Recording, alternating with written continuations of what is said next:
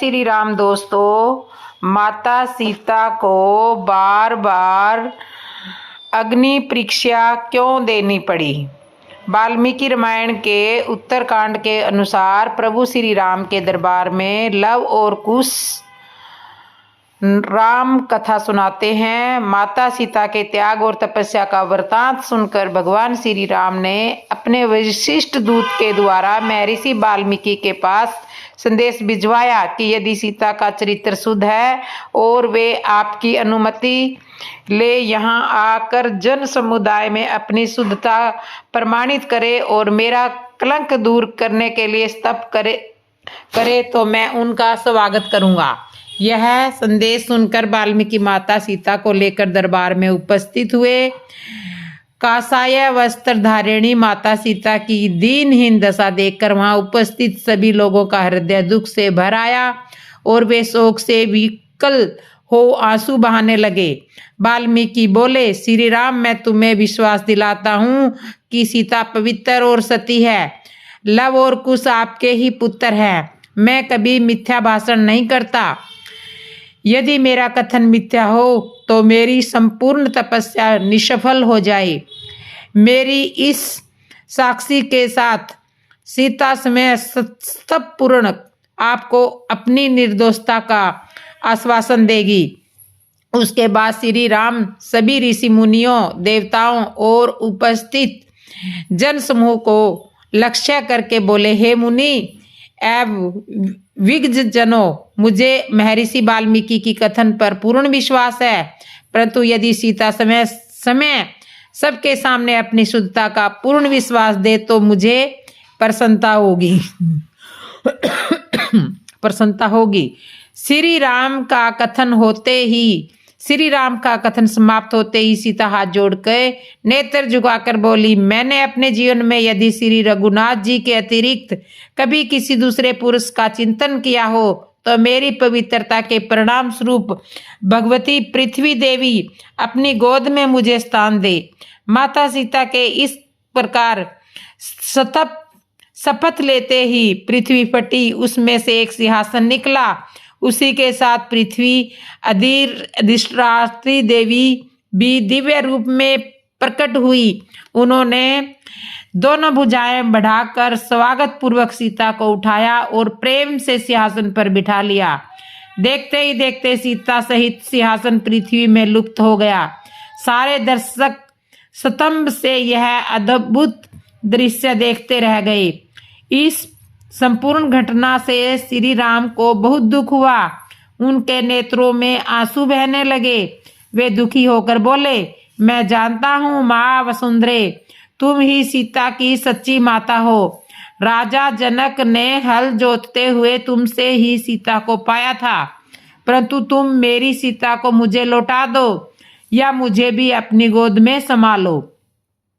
श्री राम को इस प्रकार विलाप करते देखकर ब्रह्मा आदि देवताओं ने उन्हें नाना प्रकार से आश्वासन देकर समझाया। इसके बाद अनेकों वर्षों तक राज्य करने के बाद श्री राम जी भी भाइयों और कुछ अयोध्या वासियों समेत सरयू नदी में उतरते गए और एक एक करके सब बैकुंठ धाम पहुंच गए। इससे पहले उन्होंने लव को लवपुरी नगरी का राज्य दिया, जबकि कुश को अयोध्या का राज सिंहासन सौंपा। यह घटना इस प्रकार है। एक दिन काल तपस्वी के वेश में राजद्वार पर आया। उसने संदेश भिजवाया कि मैं महर्षि अति बल का दूत हूँ और अत्यंत आवश्यकता कार्य से ही श्री रामचंद्र जी से मिलना चाहता हूँ। संदेह पाकर रामचंद्र जी ने उन्हें तत्काल बुला भेजा और महर्षि अति बल का संदेश सुनने का आग्रह किया। यह सुनकर मुनि वेशधारी काल ने कहा, यह बात अत्यंत गोपनीय है। यहाँ हम दोनों के अतिरिक्त कोई तीसरा व्यक्ति नहीं रहना चाहिए। मैं आपको इसी शर्त पर उनका संदेश दे सकता हूँ कि यदि बातचीत के समय कोई व्यक्ति आ जाए तो आप उसका वध कर देंगे। श्री राम ने काल की बात जानकर लक्ष्मण जी से कहा, तुम इस समय द्वारपाल को विदा कर दो और समय ड्योढ़ी पर जाकर खड़े हो जाओ। ध्यान रहे इन मुनि के जाने तक कोई यहाँ न आ पाए। जो भी आएगा मेरे द्वारा मारा जाएगा। जब लक्ष्मण वहां से चले गए तो उन्होंने काल से महर्षि का संदेश सुनाने के लिए कहा। उनकी बात सुनकर काल बोला, मैं आपकी माया द्वारा उत्पन्न आपका पुत्र काल हूं। ब्रह्मा जी ने कहलाया है कि आपने लोगों की रक्षा करने के लिए जो प्रतिज्ञा की थी वह पूरी हो गई है। अब आपके स्वर्ग लौटने का समय हो गया है। वैसे आप अब भी यहाँ रहना चाहें तो आपकी इच्छा है। यह सुनकर श्री राम ने कहा, जब मेरा कार्य पूरा हो गया है तो फिर मैं यहाँ रहकर क्या करूँगा। मैं शीघ्र ही अपने लोक को लौट जाऊंगा। जब काल से रामचंद्र जी वार्तालाप कर रहे थे तो उसी समय द्वार पर महर्षि दुर्वासा श्री राम जी से मिलने आ गए। वे लक्ष्मण जी से बोले, मुझे तत्काल राघव से मिलना है। विलंब होने से मेरा काम बिगड़ जाएगा, इसलिए तुम उन्हें तत्काल मेरे आगमन की सूचना दे दो। लक्ष्मण बोले, वे इस समय अत्यंत व्यस्त हैं। आप मुझे आज्ञा दीजिए, जो भी कार्य है मैं पूरा करूंगा। यदि उन्हीं से मिलना है तो आपको 2 घड़ी प्रतीक्षा करनी पड़ेगी।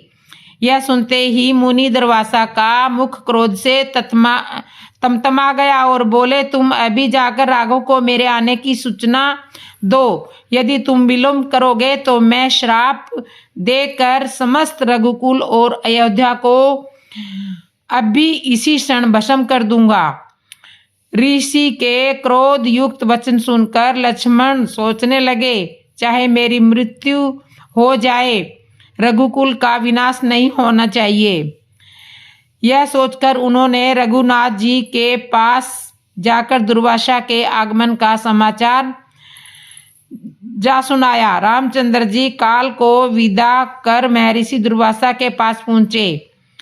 उन्हें देखकर दुर्वासा ऋषि ने कहा, रघुनंदन, मैंने दीर्घ काल तक उपवास करके आज इसी क्षण अपना व्रत खोलने का निश्चय किया है, इसलिए तुम्हारे यहाँ जो भी भोजन तैयार हो तत्काल मंगवाओ और श्रद्धापूर्वक मुझे खिलाओ।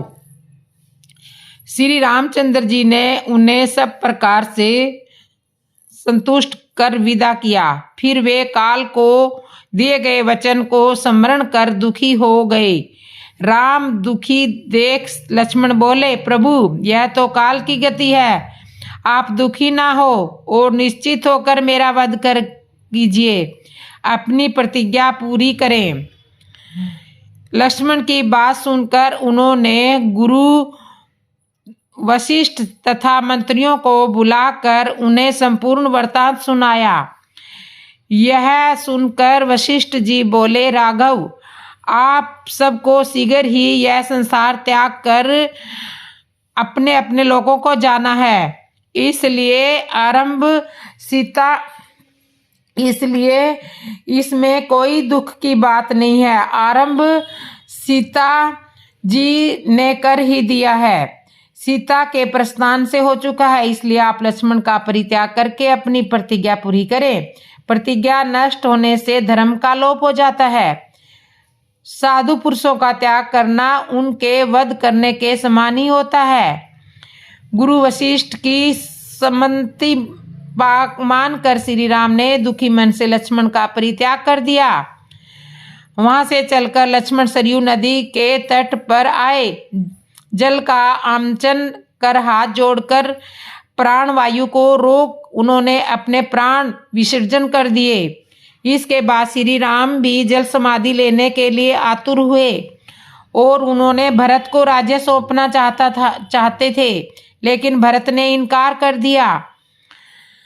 भरत ने कहा, मैं भी आपके साथ जाऊंगा। प्रजा जन भी कहने लगी कि हम भी आपके साथ चलेंगे।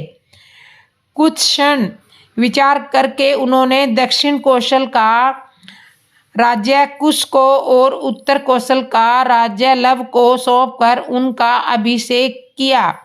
कुश के लिए विंध्याचल के किनारे कुशावती और लव के लिए श्रावस्ती नगरों का निर्माण कराया। फिर उन्हें अपनी अपनी राजधानियों को जाने का आदेश दिया। इसके पश्चात एक दूतगामी दूत भेजकर मधुपुरी से शत्रुघ्न को बुलाया। दूत ने शत्रुघ्न को लक्ष्मण के त्याग, लव कुश के अभिषेक आदि की सारी बातें बताई। इस घोर कुल लक्ष्यकारी वृतांत को सुनकर शत्रुघ्न अवाक रह गए। इसके बाद उन्होंने अपने दोनों पुत्रों सुबाहु और शत्रुघातु को अपना राज्य बांट दिया। उन्होंने सुबाहु को मथुरा का और शत्रुघातु को विदिशा का राज्य सौंप तत्काल अयोध्या के लिए प्रस्थान किया। अयोध्या पहुंचकर वे बड़े भाई से बोले, मैं भी आपके साथ चलने के लिए तैयार होकर आ गया हूँ। यह सुनकर वहां उपस्थित सुग्रीव, विभीषण भी प्रभु के साथ सरयू नदी में जाने के लिए तैयार हो गए, लेकिन श्री रामचंद्र जी ने विभीषण को रोक दिया। विभीषण को कलयुग की संधि तक जीवित रहने के लिए आदेश दिया। अगले दिन प्रातः काल होने पर धर्म प्रतीक श्री रामचंद्र जी ने गुरु वशिष्ठ जी की आज्ञा से महाप्रस्थानोचित सविधि सर्व धर्म कृत्य किए। इसके बाद पीताम्बर धारण कर हाथ में कुशा लिए रामचंद्र ने वैदिक मंत्रों के उच्चारण के साथ सरयू नदी की ओर प्रस्थान किया। नंगे पैर चलते हुए वे सरयू नदी के तट पर पहुंचे। उनके पीछे सारा नगर था। इस समस्त समुदाय में कोई भी दुखी अथवा उदास नहीं था, बल्कि सभी इस प्रकार खुश थे जैसे छोटे बच्चे मनचाहा खिलौना पाने पर प्रसन्न होते हैं। श्री रामचंद्र जी ने सभी भाइयों और साथ में आए जन समुदाय के साथ पैदल ही सरयू नदी में प्रवेश किया। आकाश में स्थित सभी देवता उनकी स्तुति का गान कर रहे थे। प्रभु के पीछे जिसने भी सरयू में डुबकी लगाई वही शरीर त्याग कर परम धाम का अधिकारी हो गया। तो इस तरह से श्री राम ने जल समाधि ली थी और इस तरह से माता सीता को बार बार अपनी पवित्रता की परीक्षा देनी पड़ी थी। माता सीता को अग्नि परीक्षा देने के पीछे क्या रहस्य है, आप जानकर हैरान रह जाएंगे। रामायण की माता सीता को सभी जानते होंगे, लेकिन क्या आप जानते हैं कि माता सीता ने अग्नि परीक्षा कैसे दी थी? माता सीता के अग्नि परीक्षा देने के पीछे बहुत बड़ा रहस्य छिपा हुआ है।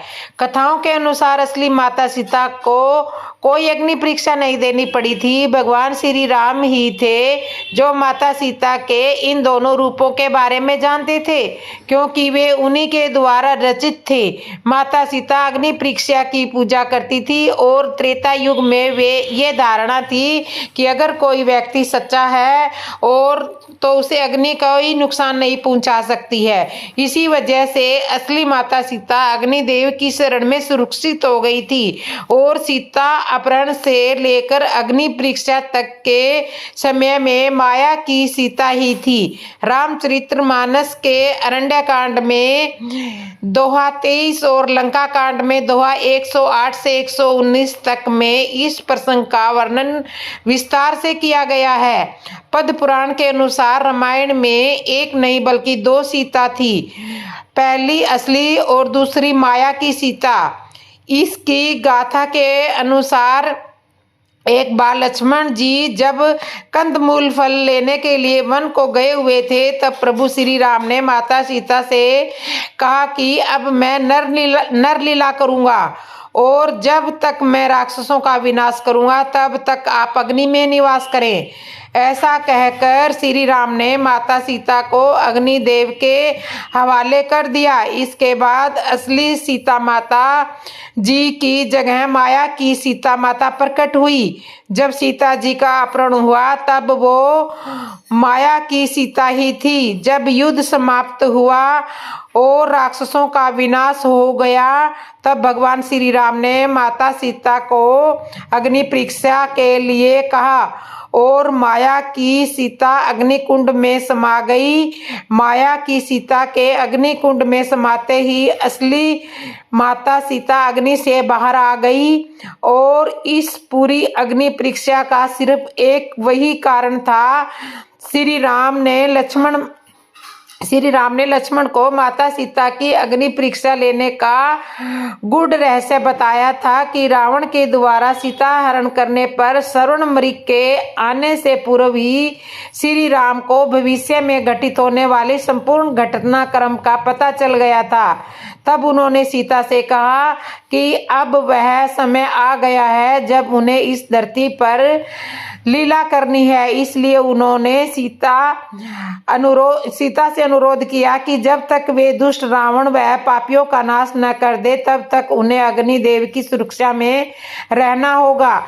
इसके पश्चात उन्होंने अग्निदेव का आह्वान किया तथा असली सीता को उन्हें सौंप दिया जिससे कि वे उनके पास सुरक्षित रह सके। अग्निदेव भगवान श्री राम की आज्ञा पाकर माता सीता को अपने साथ ले गए तथा माता सीता की एक परछाई वहां छोड़ गए जिसे रावण हर के लेकर गया था। इसलिए उन्होंने लक्ष्मण को समझाया कि अब उन्हें अपनी असली सीता को अग्निदेव से वापस लेना है क्योंकि उनका उद्देश्य रावण को खत्म करके समाप्त हो चुका है। जब माता सीता को हनुमान तथा अंगद अशोक वाटिका में श्री राम के समक्ष लेकर आए तब उन्होंने अपने व माता सीता के बीच में अग्नि को प्रज्वलित कर दिया। वह उस अग्नि को लांघ कर उनके पास आने को कहा।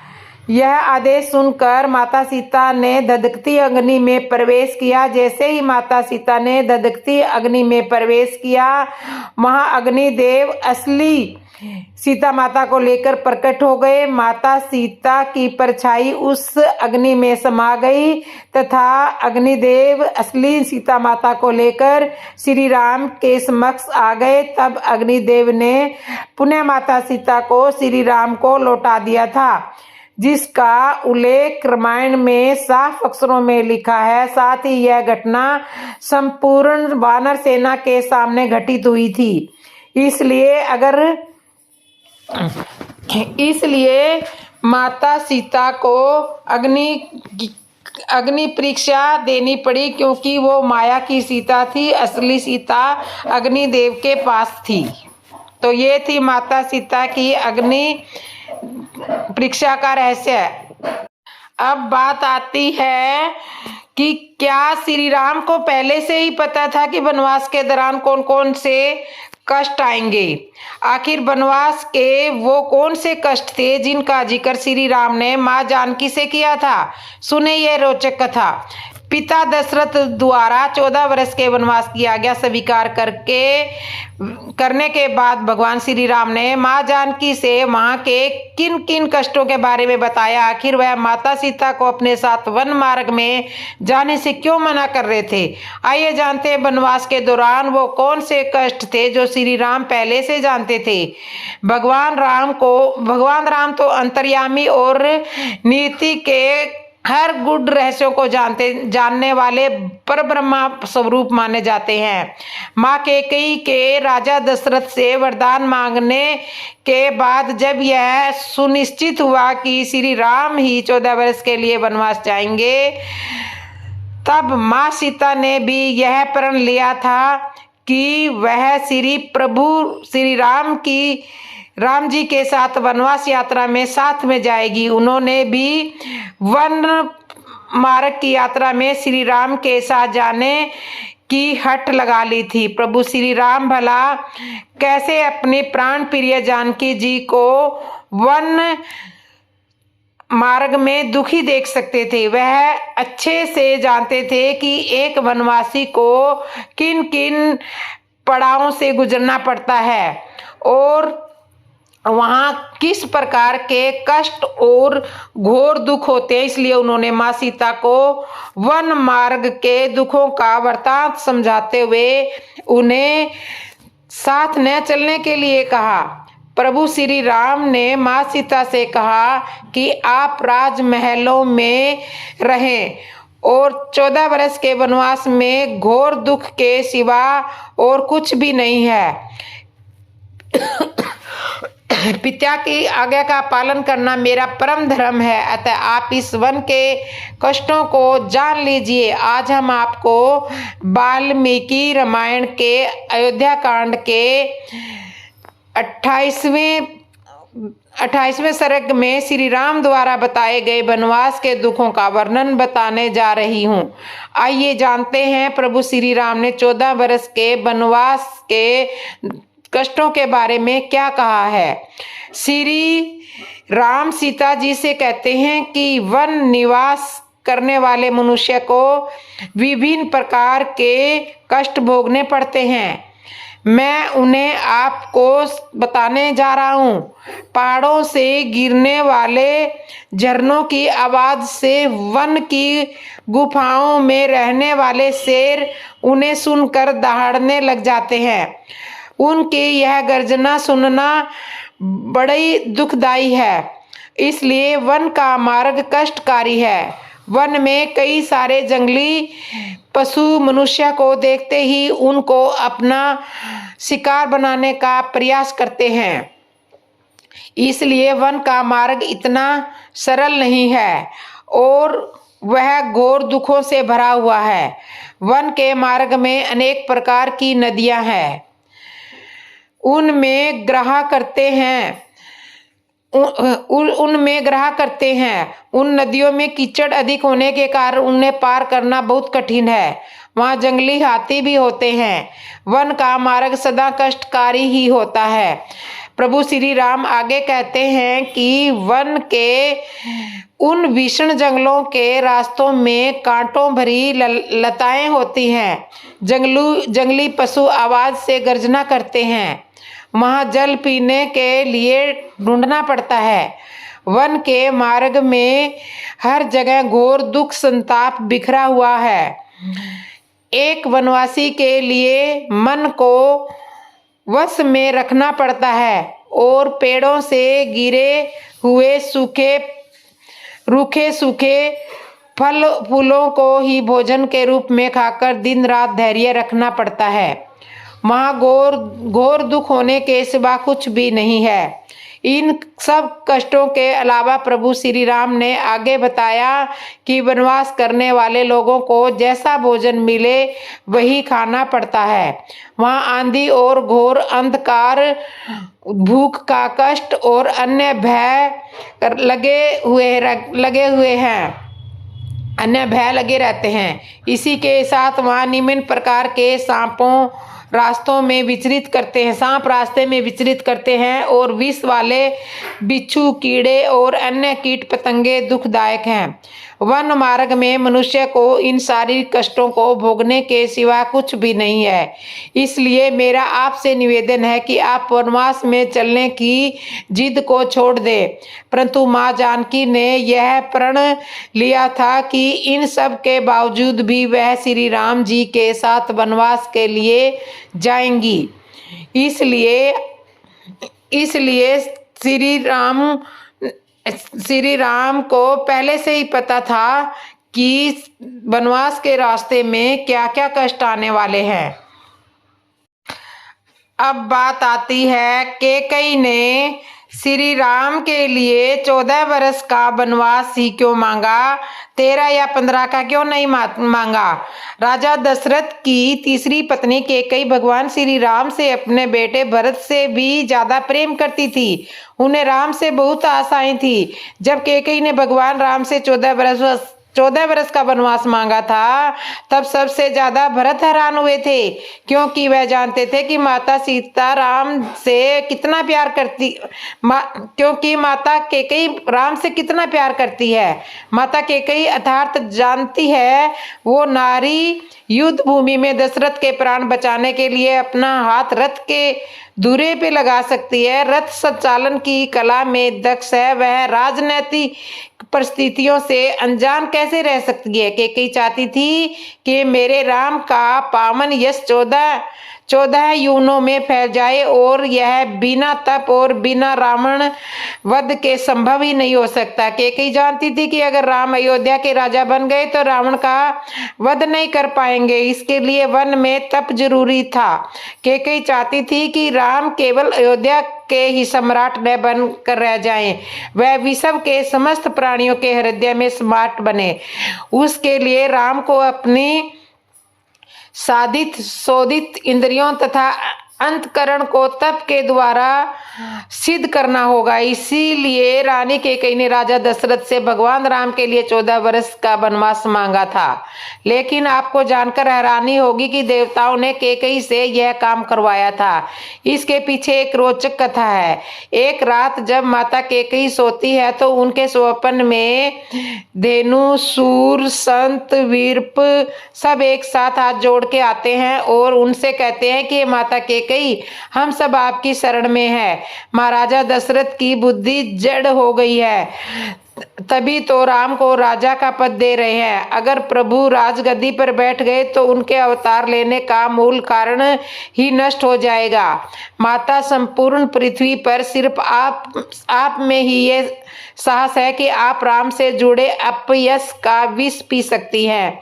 कृपा प्रभु को जंगल भेज के सुलभ करिए। युगों युगों से कई लोग उदार होने की प्रतीक्षा कर रहे हैं। त्रिलोक स्वामी का उद्देश्य भूलोक का राजा बनना नहीं है। अगर वनवास ना हुआ तो राम इस लोक के प्रभु ना हो पाएंगे। माता ये कहते कहते देवता घुटनों पर आ गए। माता कैकेयी के आंखों में आंसू बहने लगे। माता बोली, आने वाले युगों में लोग कहेंगे कि मैंने भरत के लिए राम को छोड़ दिया, लेकिन असल में मैं राम के लिए आज भरत का त्याग कर रही हूँ। मुझे मालूम है इस निर्णय के बाद भरत मुझे कभी भी स्वीकार नहीं करेगा। रामचरितमानस में भी कई जगह पर इसका संकेत मिलता है। जब गुरु वशिष्ठ दुखी भरत से कहते हैं, सुनहु भरत भावी परबल बिखली कहेहु मुनिनाथ, हानि लाभ जीवनु मरनु जसु अप जसु बुद्धि हाथ। हे भरत सुनो, भविष्य बड़ा बलवान है। हानि लाभ जीवन मरण और यश अपयश ये सब विधाता के ही हाथ में है, बीच में केवल माध्यम आते हैं। प्रभु इस लीला को जानते थे, इसलिए चित्रकूट में तीनों माताओं के आने पर प्रभु सबसे पहले माता कैकेयी के पास ही पहुंचकर प्रणाम करते हैं, क्योंकि उनको पैदा करने वाली भले ही कौशल्या थी, लेकिन उनको मर्यादा पुरुषोत्तम बनाने वाली माता कैकेयी ही थी। माता कैकेयी को मुंह दिखाई में कनक भवन देने वाली, सनातन धर्म को अपने त्याग से सिंचित करने वाली, संपूर्ण रामायण में आदर्श से ज्यादा वस्तुनिष्ठ करने वाली श्रेष्ठ विदुषी, कालखंड विजयी और युगों युगों से अपयश का विष पी रही माता कैकेयी को भी प्रणाम है। माता कैकेयी बहुत बड़ी शक्ति थी।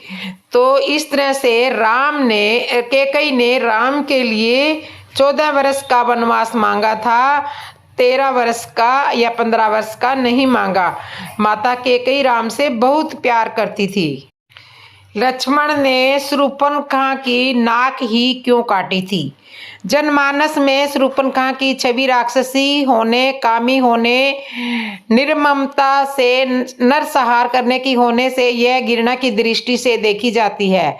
करोड़ों जन्मों तक तपस्या करने के बाद भी ऋषि मुनियों को भगवत दर्शन लाभ नहीं हो पाते, परंतु इसने अनेक दर्शन के साथ साथ बातें भी की तथा श्री राम ने उसकी लक्ष्मण जी से भी बात करवाकर भक्ति स्वरूपा आद्या शक्ति जगत जननी सीता माता के दर्शन भी करवा दिए।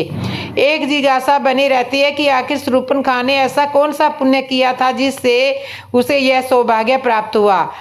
मनीषी व ज्ञानी जन हमेशा इसका चिंतन किया करते हैं। शूर्पणखा पूर्व जन्म में इंद्र की प्रिय नैनतारा नामक अप्सरा थी। पृथ्वी पर वर्जा नामक एक ऋषि घोर तपस्या कर रहे थे।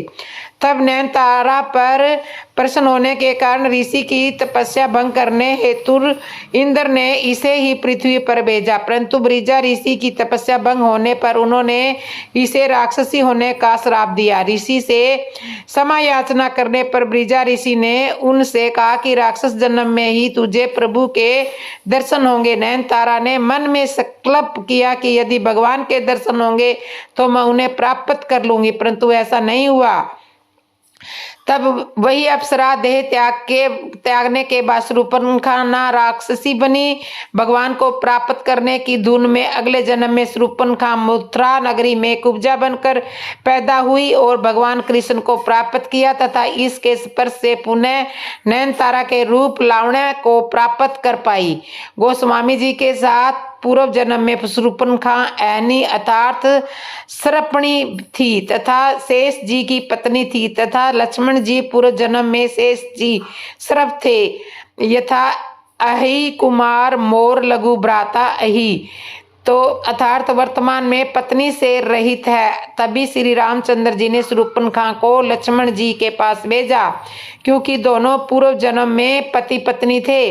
मानस कथा के अनुसार पंचवटी के अपने आश्रम में रामचंद्र सीता जी के साथ सुख पूर्वक रहने लगे।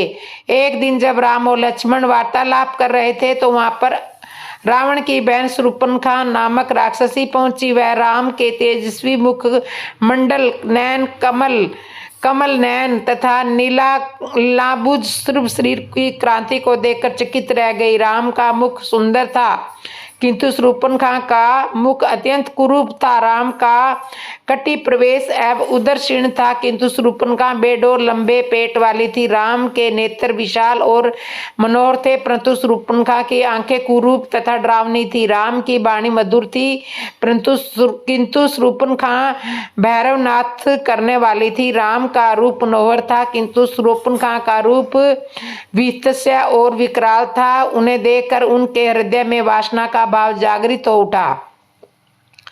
इच्छा अनुसार रूप धारण करने वाली वह राक्षसी मनोहर रूप बनाकर राम के पास पहुंची और बोली, तुम कौनों राक्षसों के इस देश में तुम कैसे आ गए?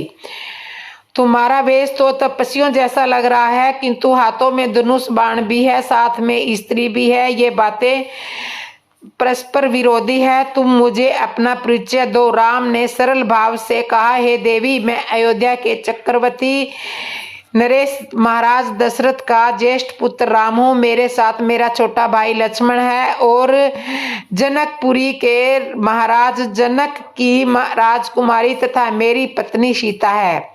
पिता की आज्ञा से हम 14 वर्ष के वनवास के लिए वनों में निवास करने के लिए आए हैं। यही हमारा परिचय है। अब तुम अपना परिचय देकर मेरी इस जिज्ञासा को शांत कीजिए, क्योंकि मुझे प्रतीत होता है कि तुम कोई इच्छा अनुसार रूप धारण करने वाली राक्षसी हो। राम के इस प्रश्न का उत्तर देते हुए वह राक्षसी बोली, मेरा नाम शूर्पणखा है। मैं लंका के नरेश परम प्रतापी महाराज रावण की बहन हूँ। समस्त संसार में विख्यात विशाल काया कुंभकर्ण और परम नीतिवान विभीषण भी मेरे भाई हैं।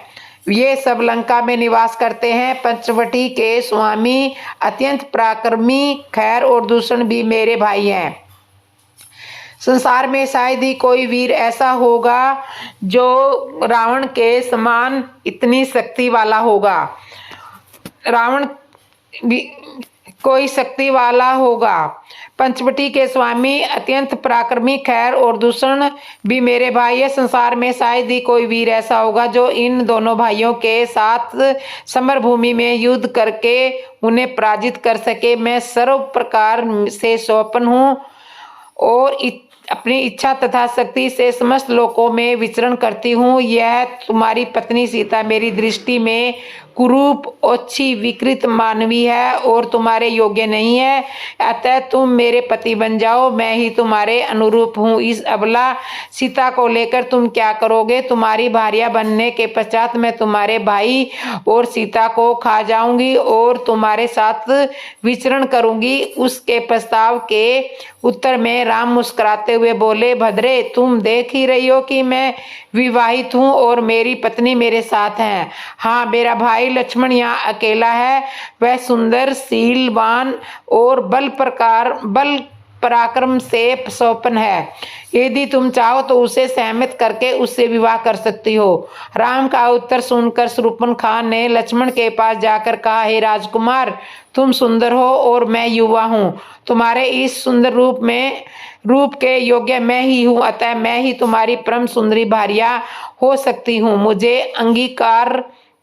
अंगीकार कर लेने पर तुम मेरे साथ इस दंडकारण्य में सुख पूर्वक विचरण कर सकोगे। शूर्पणखा के इस विवाह प्रस्ताव को सुनकर वाक्पटु लक्ष्मण ने कहा, सुंदरी, मैं राम का एक तुच्छ छोटा सा दास हूँ। मुझसे विवाह करके तुम केवल दासी कहलाओगी। अच्छा यही है कि तुम राम से ही विवाह करके उनकी छोटी भार्या बन जाओ। तुम्हारा सुंदर शौर्य उन्हीं के योग्य है। लक्ष्मण के परिहास को न समझकर शूर्पणखा ने उसे अपनी प्रशंसा समझा। वह पुनः राम के पास जाकर क्रोध से बोली, हे राम, इस कुरूपा स्त्री के लिए तुम मेरा विवाह प्रस्ताव अस्वीकार करके मेरा अपमान कर रहे हो।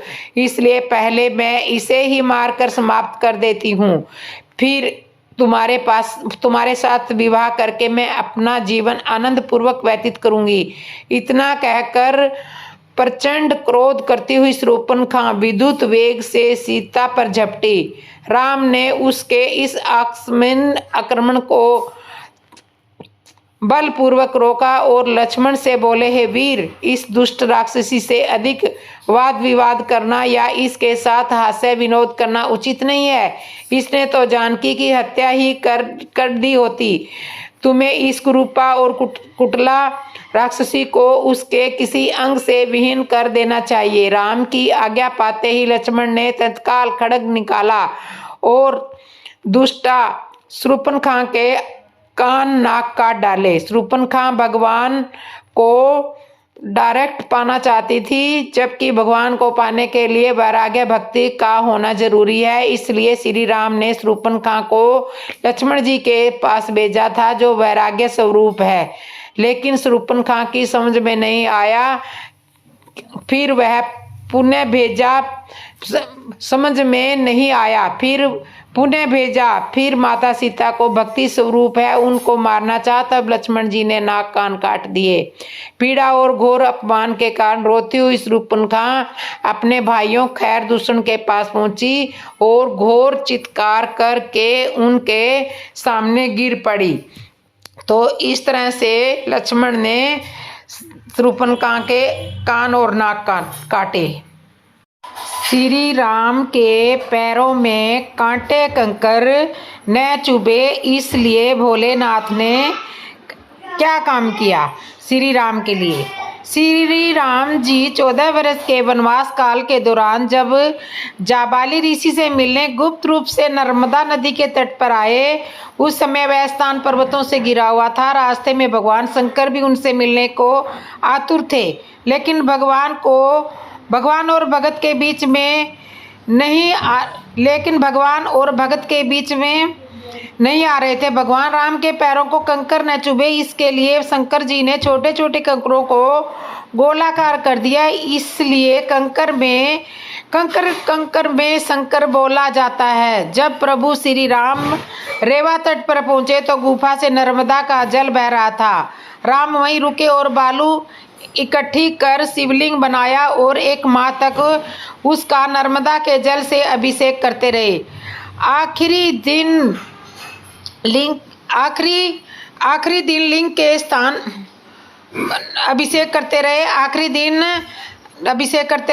दिन लिंग के स्थान पर शंकर जी समय विराजित हो गए और भगवान राम शंकर का मिलन हुआ। रामचरितमानस में कई ऐसे दुष्टाष्ट हैं जिसमें दोनों प्रभु एक दूसरे की आराधना करते दिखाई देते हैं।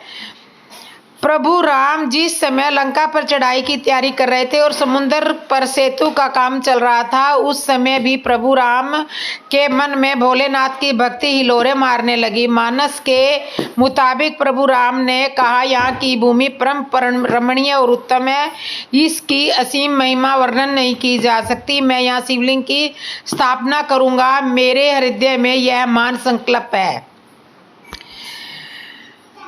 इसके बाद श्री राम ने वहां शिवलिंग की स्थापना की, जिसका नाम रामेश्वर हुआ। श्री राम ने रामेश्वर नाम की व्याख्या करते हुए कहा कि जो राम के ईश्वर हैं वही रामेश्वर यानी शिव है। वहीं दूसरी ओर शिव जी ने रामेश्वर नाम की व्याख्या करते हुए कहा कि राम जिन के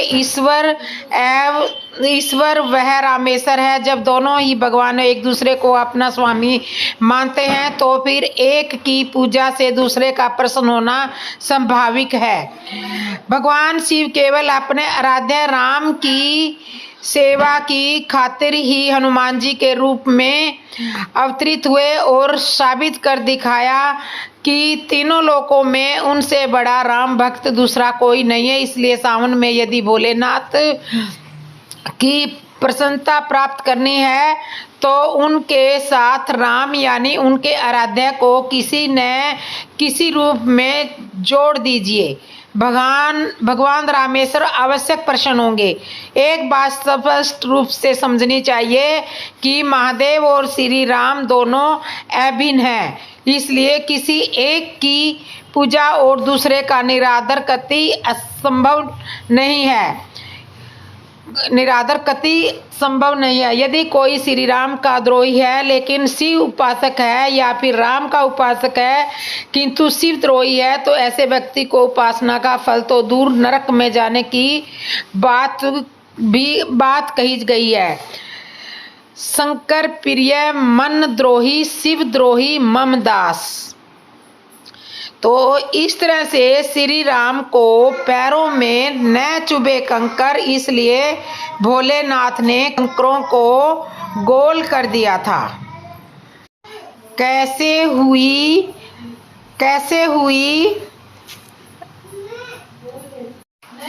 हुई रामेश्वर ज्योतिर्लिंग की स्थापना? श्री राम ने रावण से कौन सी दक्षिणा मांगी? प्रभु श्री राम लंका विजय की तैयारी में हैं, इसके लिए उन्हें शिव का आशीर्वाद चाहिए। शिवलिंग स्थापना के कर्म कांड के लिए प्रभु राम को आचार्य की आवश्यकता है। ऐसा आचार्य जो शैव वैष्णव दोनों ही परंपराओं से पूर्ण अवगत हो। अपनी आवश्यकता वे बलराज जामवंत से बताते हैं। जामवंत का उत्तर था कि प्रभु इस समुद्र तट के जंगल में सिर्फ पेड़, जानवर और आदिवासी हैं, उन्हें किस आचार्य का पथ? राम ने कहा, आचार्य तो चाहिए ही। फिर आचार्य मिला तो उसने पूर्ण विधि विधान से शिवलिंग स्थापना के समस्त कार्य पूरे कराए। कौन था वो आचार्य? भगवान श्री राम ने रामेश्वर में जब शिवलिंग की स्थापना की तब आचार्य तत्व के लिए रावण को निमंत्रित किया। रावण ने उस निमंत्रण को स्वीकार किया और अनुष्ठान का आचार्य बना। रावण त्रिकालज्ञ था, उसे पता था कि उसकी मृत्यु सिर्फ श्री राम के हाथों लिखी है। वह सब कुछ दक्षिणा मांग चुका था, पर उसने क्या विचित्र दक्षिणा मांगी, आज हम लोग इस रोचक कथा के माध्यम से जानेंगे। तो आइए इस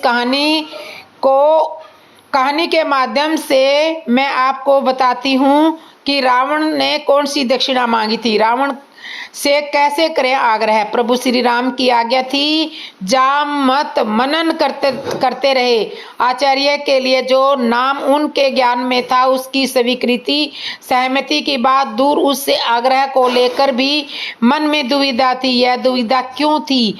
वह विश्रवा का पुत्र, पुलत्स्य मुनि का पुत्र और मैं का जगाता, परम वैष्णव शिव भक्त, धर्म रीति नीति का ज्ञाता, लेकिन शत्रु था। वह रावण था, जिस पर विजय के लिए शिवलिंग की स्थापना, पूजन अर्चन और यज्ञ होना था। जामवंत ने कहा कि यह यज्ञ तो उसी के विरुद्ध है, उससे हम क्या कहेंगे? राम ने कहा, वही तो हमारी जरूरत है। कौन है वह यजमान? रावण केवल शिव भगत, विद्वान एवं वीर ही नहीं, अति मानववादी भी था। उसे भविष्य का पता था। वह जानता था कि राम से जीत पाना उसके लिए असंभव था। जामवंत जी को आचार्य तत्व का निमंत्रण देने के लिए लंका भेजा गया। जामवंत जी दीर्घाकार थे। आकार में वे कुंभकर्ण से तनिक ही छोटे थे। इस बार राम ने बुद्ध प्रबुद्ध, भयानक और बृहद आकार जामवंत को भेजा है। पहले हनुमान, फिर अंगद और अब जामवंत। यह भयानक समाचार विद्युत वेग की भांति पूरे नगर में फैल गया। इस घबराहट से सबके हृदय की धड़कनें लगभग बैठ सी गई थी। निश्चित रूप से जामवंत देखने में हनुमान और अंगद से अधिक ही भयावह थे। सागर सेतु मार्ग प्राय सुनसान मिला। कहीं कहीं कोई मिले भी तो वे डर के बिना पूछे ही राजपथ की ओर संकेत कर रहे थे। बोलने का किसी में साहस नहीं था। प्रहरी भी हाथ जोड़ के मार्ग दिखा रहे थे। इस प्रकार जामवंत को किसी से कुछ पूछना नहीं पड़ा। यह समाचार द्वारपाल ने लगभग दौड़कर रावण तक पहुंचाया। स्वयं रावण उन्हें राजद्वार तक लेने आए। रावण को अभिवादन का उपकरण करते देख जामवंत ने मुस्कुराते हुए कहा कि मैं अभिनंदन का पात्र नहीं हूँ, मैं बनवासी राम का दूत बनकर आया हूँ। उन्होंने तुम्हें सादर प्रणाम कहा है। रावण ने सविनय कहा, आप हमारे पितामह के भाई हैं, इस नाते आप हमारे पूज्य हैं। आप कृपा आसन ग्रहण करें। यदि आप मेरा निवेदन स्वीकार कर लेंगे तभी संभवतः है कि मैं आपका संदेश सावधानी से सुन सकूंगा। जामवंत ने कोई आपत्ति नहीं की। उन्होंने आसन ग्रहण किया। रावण ने भी अपना आसन ग्रहण किया। उसके बाद जामवंत ने फिर सुनाया कि बनवासी राम ने तुम्हें प्रणाम कहा है। वे सागर सेतु निर्माण उपरांत अब यथाशीघ्र महेश्वर लिंग विग्रह की स्थापना करना चाहते हैं। इस अनुष्ठान को संपन्न कराने के लिए उन्होंने ब्राह्मण, वेदज्ञ और शैव रावण को आचार्य पद पर वरण करने की इच्छा प्रकट की है। मैं उनकी ओर से आपको निमंत्रण करने आया हूँ। प्रणाम प्रतिक्रिया अभिव्यक्ति उपरांत रावण ने मुस्कान भरे स्वर में पूछ लिया कि क्या राम द्वार महेश्वर लिंग विग्रह स्थापना लंका विजय की कामना से किया जा रहा है? बिल्कुल ठीक। श्री राम की महेश्वर के चरणों में पूर्ण भक्ति है। प्रस्त आंख तरसते हुए गुराया अत्यंत दृष्टता नितांत, और इससे नितांत ये ऐसा वातावरण था तो आंख तरते हुए गुराया, लंकेश्वर ऐसा प्रस्ताव कभी भी स्वीकार नहीं करेंगे। मातुल, तुम्हें किसने मध्यस्थता करने को कहा? लंकेश ने कठोर स्वर में फटकार दिया। जीवन में पहली बार किसी ने रावण को ब्राह्मण माना है और आचार्य बनने योग्य जाना है। क्या रावण इतना अधिक मूर्ख कहलाना चाहेगा कि वह भारतवर्ष के प्रथम प्रशासित महर्षि पुलत्स्य के सगे भाई महर्षि वशिष्ठ के यजमान का आमंत्रण और अपने आराध्य की स्थापना हेतु आचार्य पद अस्वीकार कर दिया? लेकिन हाँ, यह जांच तो नितांत आवश्यक है कि जब वनवासी राम ने इतना बड़ा आचार्य पद पर पदस्थ होने हेतु आमंत्रण किया है तो यह यजमान पद हेतु उचित अधिकारी है भी अथवा है भी या नहीं। जामवंत जी, आप जानते हैं कि त्रिभुवन विजयी अपने इस शत्रु की लंकापुरी में आप पधारे हैं। यदि हम आपको यहाँ बंदी बना लें और आपको यहाँ से लौटने न दे तो क्या आप क्या करेंगे? जामवंत खुलकर हंसे। मुझे विरुद्ध करने की शक्ति समस्त लंका के दानवों के संयुक्त प्रयास में नहीं है, किंतु मुझ में किसी भी प्रकार की कोई विधता प्रकट करने की न तो अनुमति है और न ही आवश्यकता।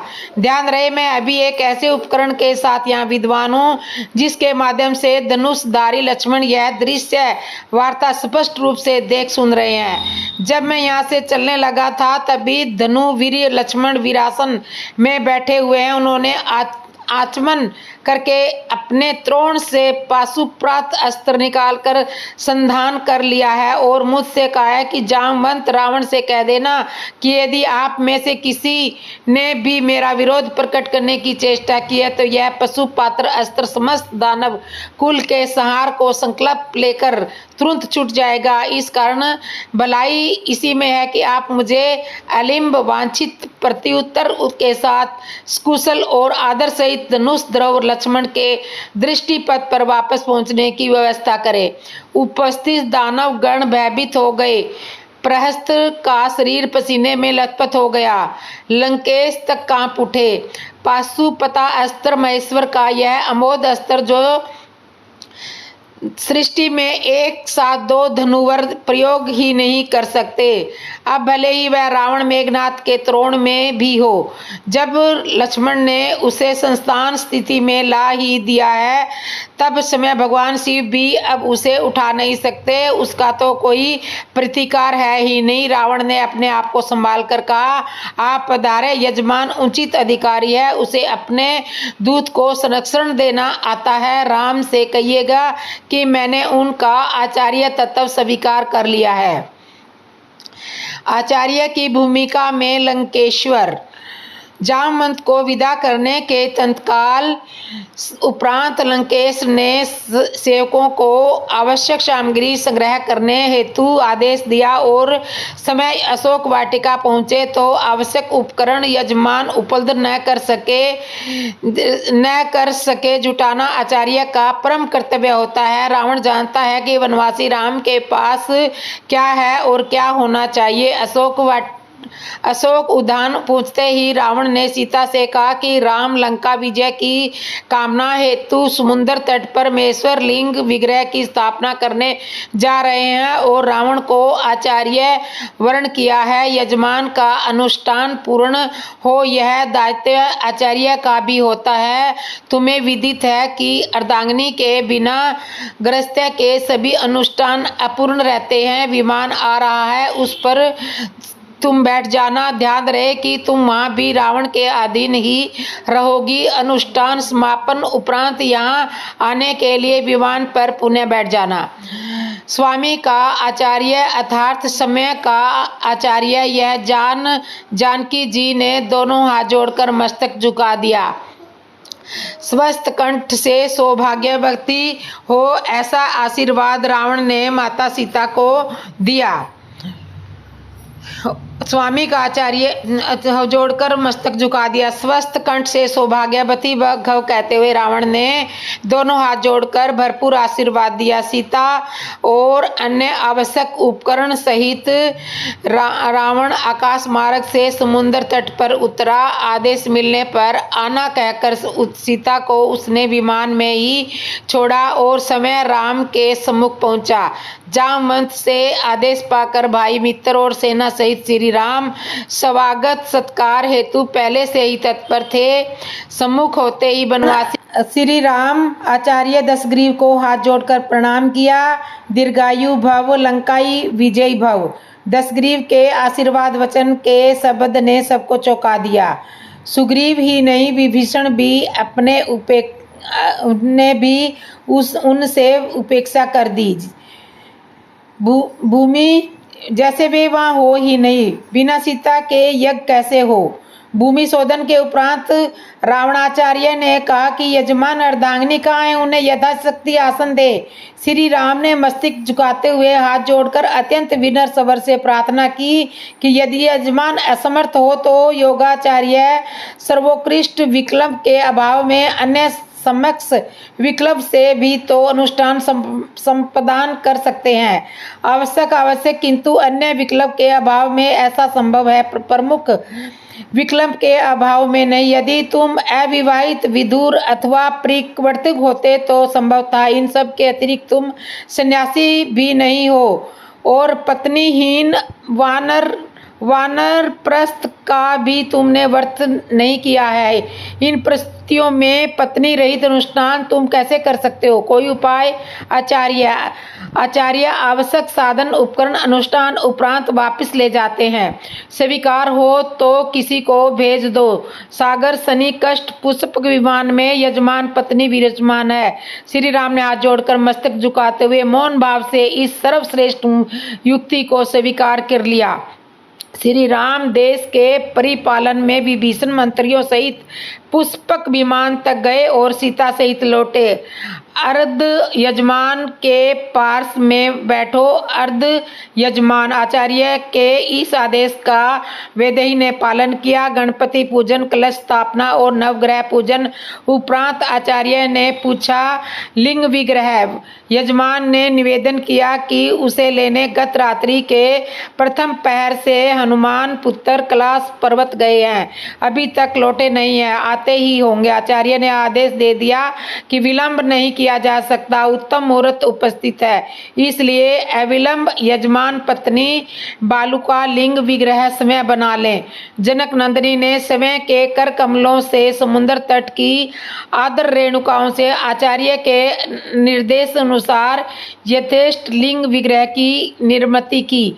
यजमान द्वारा रेणुकाओं का आधार पीठ बनाया। श्री सीताराम ने महिमेश्वर लिंग विग्रह स्थापित किया। आचार्य ने परिपूर्ण विधि विधान के साथ अनुष्ठान स्वपन कराया। श्री राम से रावण ने कौन सी विचित्र दक्षिणा मांगी? अब आती है बारी आचार्य की दक्षिणा की। राम ने पूछा, आपकी दक्षिणा?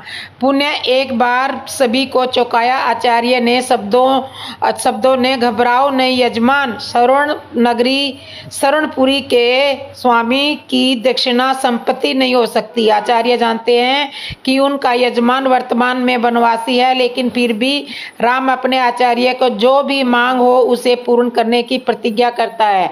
आचार्य जब मृत्युशैला ग्रहण करे तब यजमान सम्मुख उपस्थित हो। आचार्य ने अपनी दक्षिणा मांगी, ऐसा ही होगा आचार्य। यजमान ने वचन दिया और समय आने पर निभाया भी।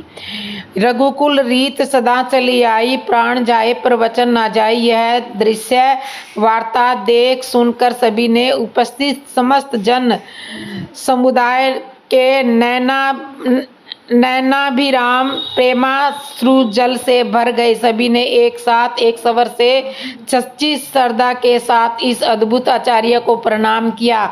रावण जैसे भविष्य दृष्टा ने जो दक्षिणा मांगी, उससे बड़ी दक्षिणा क्या हो सकती है? जो रावण यज्ञ कार्य पूरा करने हेतु राम की बंदी पत्नी को शत्रु के समक्ष प्रस्तुत कर सकता है, वह राम से लौट जाने की दक्षिणा कैसे मांग सकता है? बहुत कुछ हो सकता था।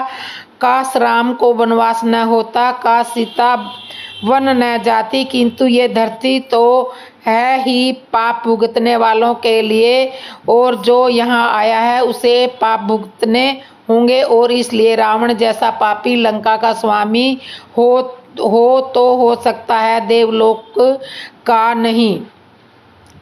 स्वामी हो सकता है, देवलोक का नहीं। परमेश्वरम देवस्थान में लिखा हुआ है कि इस ज्योतिर्लिंग की स्थापना श्री राम ने रावण द्वारा कराई थी। वाल्मीकि रामायण और तुलसीकृत रामायण में इस कथा का वर्णन नहीं है, पर तमिल भाषा में लिखी महर्षि कंबन की इमरावती तारण में यह कथा है। तो दोस्तों, आपको ये हमारी ये कहानी कैसे लगी श्री राम की? अच्छी लगी हो तो कमेंट में ज़रूर बताना, और जिसने भी मेरे चैनल को सब्सक्राइब नहीं किया, सब्सक्राइब करना, लाइक करना, कमेंट करना, और कमेंट में जय श्री राम तो ज़रूर लिखना। तो बोलो जय श्री राम। देव माता जाकी पार्वती पिता महादेवा, उनको आंख देत कोड़िन को काया, बांझन को पुत्र दे निर्धन को धन माया। जय गणेश जय गणेश जय गणेश देवा।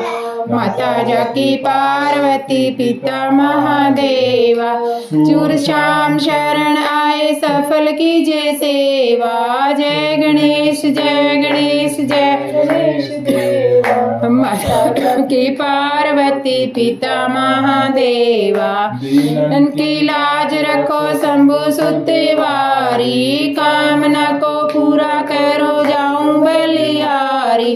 जय गणेश जय गणेश जय गणेश देवा।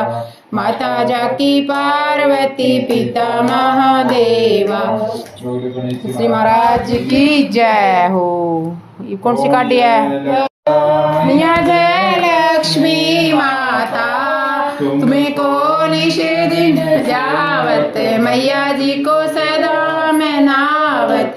हरि ब्रह्मा विष्णु ओम जय लक्ष्मी माता, रमा ब्रह्माणी तुम्हें ही जग माता, मैया तुम्हें ही जग माता। सूर्य चंद्रमा ध्यावत, सूर्य चंद्रमा ध्यावत, नारद ऋषि गाता ओम जय लक्ष्मी माता। रूप निरंजन सब संपत्ति आता, माया सब संपत्ति आता। जो कोई तुम्हें को ध्यावत, जो कोई तुम्हें को ध्यावत, रिद्धि सिद्धि हल पाता ओम जय लक्ष्मी माता। पाताल निवासनी तुम्हें ही जग माता, मैया तुम्हें ही सुबेदाता। मैं प्रभाव प्रकाशिनी, कर मैं प्रभाव प्रकाशिनी, सब निधि की त्राता ओम जय लक्ष्मी माता। करे में तुम्हें रहती सब सद्गुण पाता, मैया सब सद्गुण आता। सब संभव हो जाता, सब संभव हो जाता, मन नहीं घबराता ओम जय लक्ष्मी माता। कोई अग्न होवे वस्त्र न हो पाता, मैया वस्त्र न हो पाता। न खाने का वैभव, खाने पाने का वैभव, सब तुम से आता ओम जय लक्ष्मी माता। मंदिर सुंदर सद की दाता, मैया सिर उदती जाता। रतन चतुर्दश तुम बिन, रतन चतुर्दश तुम बिन।